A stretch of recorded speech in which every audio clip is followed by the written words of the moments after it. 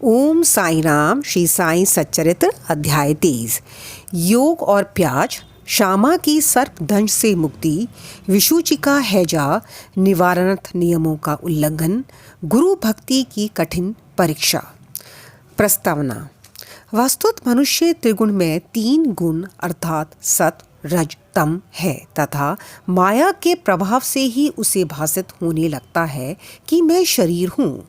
दैहिक बुद्धि के आवरण के कारण ही वह ऐसी धारणा बना लेता है कि मैं ही कर्ता और उपभोग करने वाला हूँ, और इस प्रकार वह अपने को अनेक कष्टों में स्वयं फंसा लेता है। फिर उसे उससे छुटकारा का कोई मार्ग नहीं सूझता। मुक्ति का एकमात्र उपाय है गुरु के श्री चरणों में अटल प्रेम और भक्ति। सबसे महान अभिनयकर्ता भगवान साई ने भक्तों को पूर्ण आनंद पहुंचाकर उन्हें निज स्वरूप में परिवर्तित कर लिया है। उपयुक्त कारणों से हम साईं बाबा को ईश्वर का ही अवतार मानते हैं, परंतु वे सदा यही कहा करते थे कि मैं तो ईश्वर का दास हूँ। अवतार होते हुए भी मनुष्य को किस प्रकार आचरण करना चाहिए तथा अपने वर्ण के कर्तव्यों को किस प्रकार निभाना चाहिए, इसका उदाहरण उन्होंने लोगों के समक्ष प्रस्तुत किया। जो सब जड़ और चेतन पदार्थों में ईश्वर के दर्शन करता हो, उसको विनयशीलता ही उपयुक्त थी।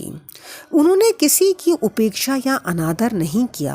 वह सब प्राणियों में भगवत दर्शन करते थे।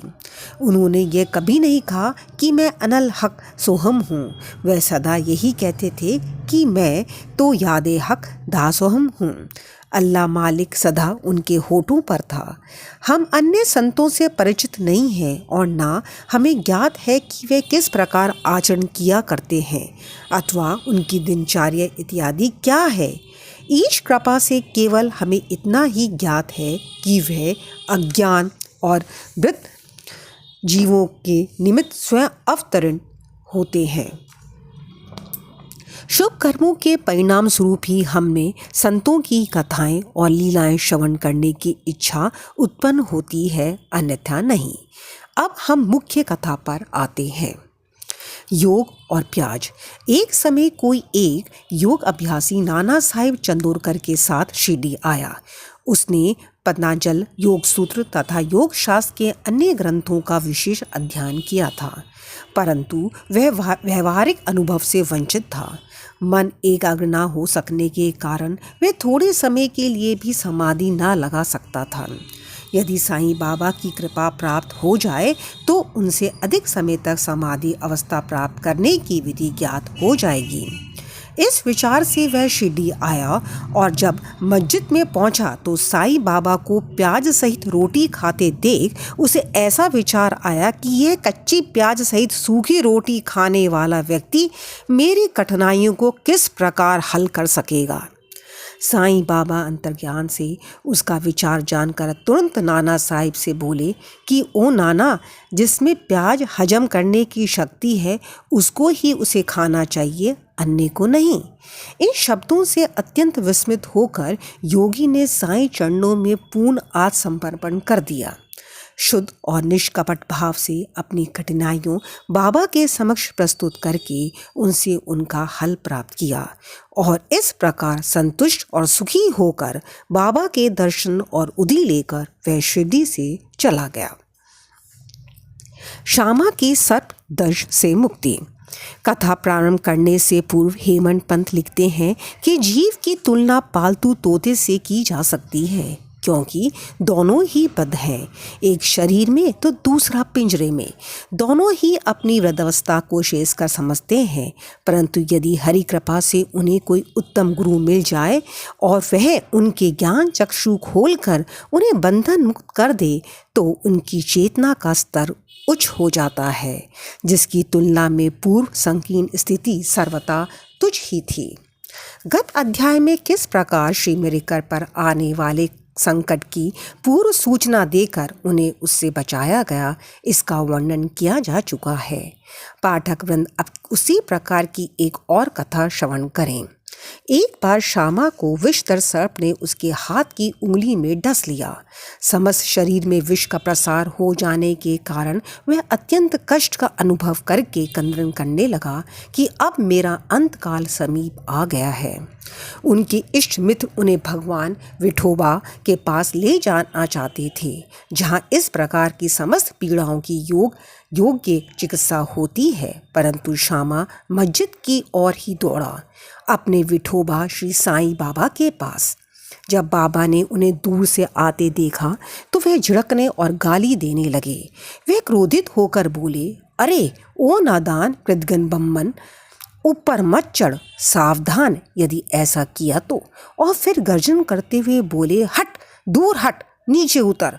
श्री साईं बाबा को इस प्रकार अत्यंत क्रोधित देख श्यामा उलझन में पड़ गया और निराश होकर सोचने लगा कि केवल मस्जिद ही मेरा तो मेरा घर है और साईं बाबा मात्र आशाओं के आश्रयदाता हैं, और जब वह ही इस प्रकार मुझे यहाँ से भगा रहे हैं तो मैं अब किसकी शरण में जाऊँ। उसने अपने जीवन की आशा ही छोड़ दी और वहीं शांतिपूर्वक बैठ गया। थोड़े समय के पश्चात जब बाबा पूर्वत शांत हुए तो श्यामा ऊपर आकर उनके समीप बैठ गया। तब बाबा बोले, डरो नहीं, तिल मात भी चिंता मत करो, दयालु फकीर तुम्हारी अवश्य रक्षा करेगा। घर जाकर शांति से बैठो और बाहर ना निकलो। मुझ पर विश्वास कर निर्भय होकर चिंता त्याग दो। उन्हें घर भिजवाने के पश्चात ही पीछे से बाबा ने तात्या पाटिल और काका साहेब दीक्षित के द्वारा यह कहला भेजा कि वह इच्छा अनुसार भोजन करें, घर में टहलते रहें, लेटे नहीं और ना शयन करें। कहने की आवश्यकता नहीं कि आदेशों का अक्षर पालन किया गया और थोड़े समय में ही वह पूर्ण स्वस्थ हो गए। इस विषय में केवल यही बात स्मरण योग्य है कि बाबा के शब्द हट, दूर हट, नीचे उतर श्यामा को लक्ष्य करके नहीं कहे गए थे, जैसा कि ऊपर से प्रतीत होता है, वरन उस सांप और उसके विष के लिए ही यह आज्ञा थी, अर्थात श्यामा के शरीर में विष न फैलाने की आज्ञा थी। अन्य मंत्र शास्त्रों के विशेषज्ञों की तरह बाबा ने किसी मंत्र या मंत्रोक्त चावल या जल आदि का प्रयोग नहीं किया। इस कथा और इसी प्रकार की अन्य कथाओं को सुनकर साईं बाबा के चरणों में ये दृढ़ विश्वास हो जाएगा कि यदि माया युक्त संसार को पार करना हो तो केवल श्री साईं चरणों का हृदय में ध्यान करो। हैजा महामारी विषुचिका। एक बार शिरडी विषुचिका के प्रकोप से दहल उठी और ग्रामवासी भयभीत हो गए। उनका पारस्परिक संपर्क अन्य गांव से के लोगों से प्राय समाप्त सा हो गया। तब गांव के पंचों ने एकत्रित होकर 2 आदेश प्रसारित किए। प्रथम, लकड़ी की एक भी गाड़ी गांव में ना आने दी जाए। द्वितीय, कोई भी बकरे की बलि ना दे। इन आदेशों का उल्लंघन करने वाले को मुखिया और पंचों द्वारा दंड किया जाएगा। बाबा तो जानते ही थे कि यह सब केवल अंधविश्वास ही है और इसी कारण उन्होंने पंचों के आदेशों की कोई चिंता ना की। जब ये आदेश लागू थे तभी एक लकड़ी की गाड़ी गांव में आई। सबको ज्ञात था कि गांव में लकड़ी का अधिक अभाव है, फिर भी लोग उस गाड़ी वाले को भगाने लगे। यह समाचार कहीं बाबा के पास पहुंच गया। तब वे स्वयं वहां आए और गाड़ी वाले से गाड़ी मस्जिद में ले चलने को कहा। बाबा के विरुद्ध कोई चूं चपाट तक नहीं कर सका। यथार्थ में उन्हें धुनी के लिए लकड़ियों की अत्यंत आवश्यकता थी और इसलिए उन्होंने वह गाड़ी मोल ले ली। एक महान अग्निहोत्र की तरह उन्होंने जीवन भर धुनी को चैतन्य रखा। बाबा की धुनी दिन रात प्रज्वलित रहती थी और इसलिए वह लकड़ियां एकत्रित करके रखते थे। बाबा का घर अर्थात मस्जिद सबके लिए सदैव खुली थी। उसमें किसी ताले चाबी की आवश्यकता ना थी। गांव के गरीब आदमी अपने उपयोग के लिए उसमें से लकड़ियां निकाल भी ले जाया करते थे। परंतु बाबा ने इस पर कभी कोई आपत्ति ना की। बाबा तो संपूर्ण विश्व को ईश्वर से ओतप्रोत देखते थे, इसलिए उनमें किसी के प्रति घृणा या शत्रुता की भावना ना थी। पूर्ण विरक्त होते हुए भी उन्होंने एक साधारण गृहस्थ का सा उदाहरण लोगों के समक्ष प्रस्तुत किया। गुरु भक्ति की कठिन परीक्षा। अब देखिए दूसरे आदेश की भी बाबा ने क्या दशा की। वह आदेश लागू रहते समय कोई मस्जिद में एक बकरा बलि देने लाया गया। वह अत्यंत दुर्बल, बूढ़ा और मरने ही वाला था। उस समय माले गांव के फकीर पीर मोहम्मद उर्फ बड़े बाबा भी उनके समीप ही खड़े थे। बाबा ने उन्हें बकरा काट कर बलि चढ़ाने को कहा। श्री साईं बाबा बड़े बाबा का आदर किया करते थे, इस कारण वे सदैव उनके दाहिनी ओर ही बैठा करते थे। सबसे पहले ही वह ही चिलम पीते और फिर बाबा को देते, बाद में अन्य भक्तों को। जब दोपहर को भोजन परोस दिया जाता तब बाबा बड़े बाबा को आदरपूर्वक बुलाकर अपने दाहिने ओर बिठाते और तब सब भोजन करते। बाबा के पास जो दक्षिणा एकत्रित होती उसमें से वह 50 रुपये प्रतिदिन बड़े बाबा को दे दिया करते थे। जब वे लौटते तो बाबा भी उनके साथ 100 कदम तक जाया करते थे। उनका इतना आदर होते हुए भी जब बाबा ने उनसे बकरा काटने को कहा तो उन्होंने अस्वीकार कर स्पष्ट शब्दों में कह दिया कि बलि चढ़ाना व्यर्थ ही है। तब बाबा ने श्यामा से बकरे की बलि के लिए कहा। वे राधा कृष्ण माई के घर जाकर एक चाकू ले आए और उसे बाबा के सामने रख दिया। राधा कृष्ण माई को जब कारण का पता चला तो उन्होंने चाकू वापस मंगवा लिया। अब श्यामा दूसरा चाकू लाने के लिए गया, किंतु बड़ी देर तक मस्जिद में ना लौटे। तब काका साहेब दीक्षित की बारी आई। वे सोना सच्चा तो था, परंतु उसको कसौटी पर कसना भी अत्यंत आवश्यक था। बाबा ने उनसे चाकू लाकर बकरा काटने को कहा। वे साटे वाड़े से एक चाकू ले आए और बाबा की आज्ञा मिलते ही काटने को तैयार हो गए।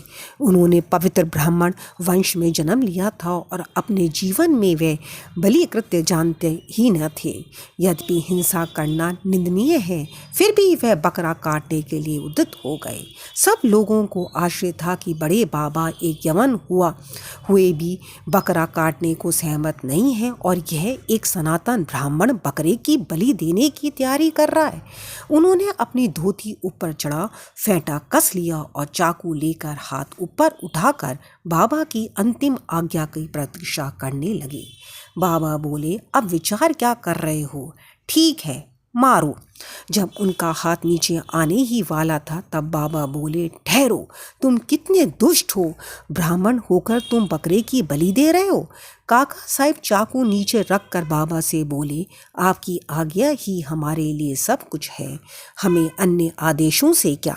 हम तो केवल आपका ही सदैव स्मरण तथा ध्यान करते हैं और दिन रात आपकी आज्ञा का ही पालन किया करते हैं।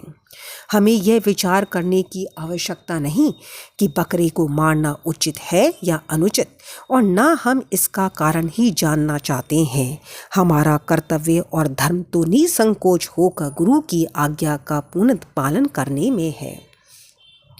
तब बाबा ने काका साहिब से कहा कि मैं स्वयं ही बलि चढ़ाने का कार्य करूंगा।